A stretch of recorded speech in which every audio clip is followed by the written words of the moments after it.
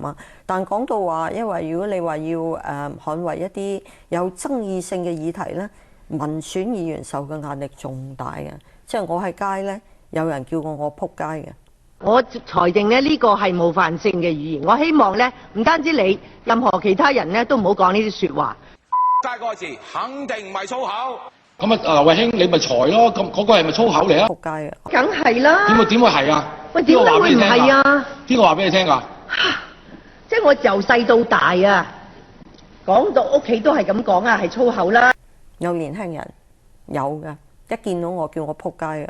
仆街呢個字眼呢，喺抽呢啲童話《飛龍猛將》《雷洛傳》電視劇集《10月初5的月光》呢係有出現嘅。廣東人呢，有時稱自己嘅仔叫仆街仔嘅。喂，呢個最離譜嘅就係廣管局自己又去嘟嗰句説話。我知。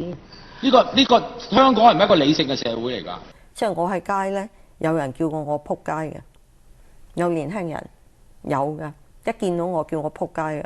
我頭先都講咗嗰句説話係有問題，仲要繼續講，講完又再講，講完又再講，我真係覺得係非常之離譜啊！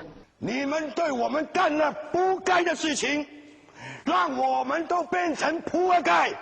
特區政府，你們都很仆街。曾俊華，你真是太仆街了。謝謝主席。